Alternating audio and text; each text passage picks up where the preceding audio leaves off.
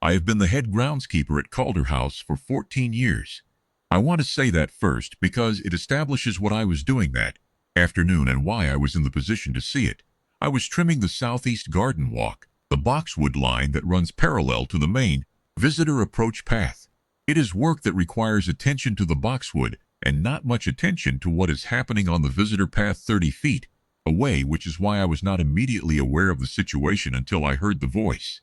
The voice was a man's voice, and it was insistent in the particular way of a person who believes that volume and repetition create authority. I straightened up and looked.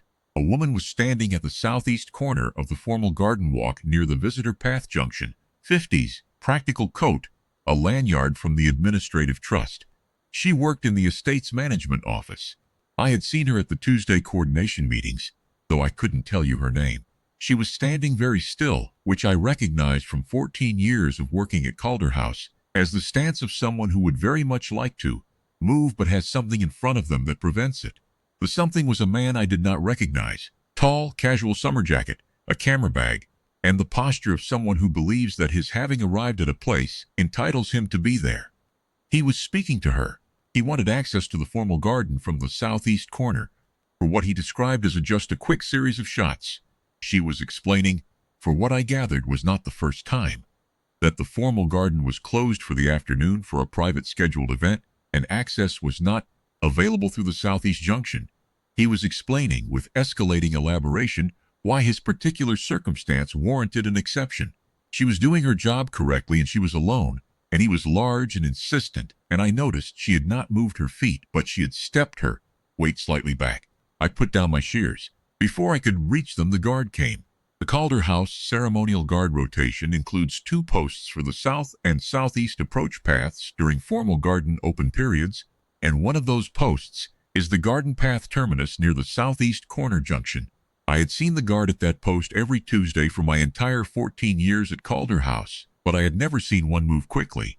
That afternoon, guard Ellison, I know his name now, I asked afterward, was at the southeast corner in less time than I could cross the boxwood walk.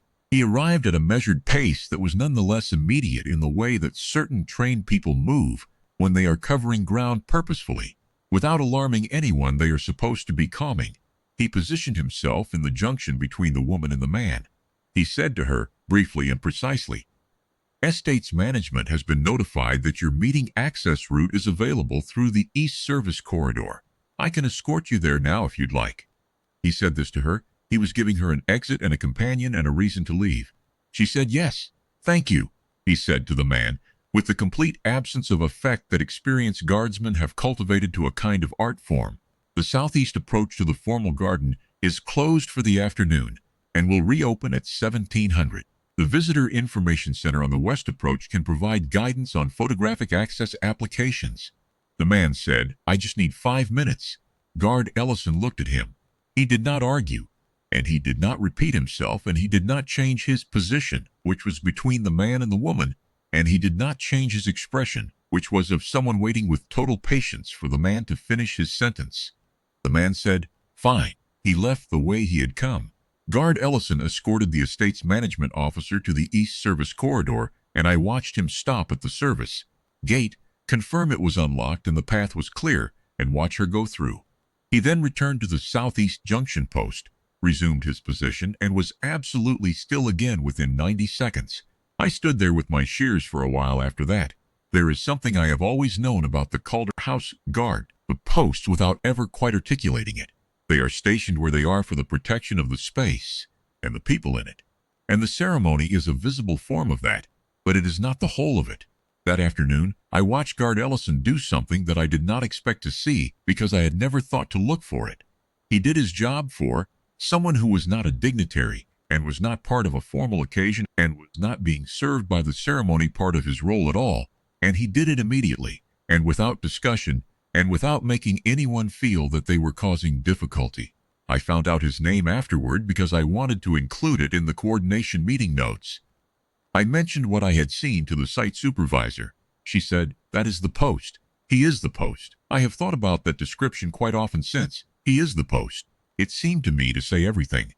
I went back to the boxwood. The formal garden reopened at 1700 as promised.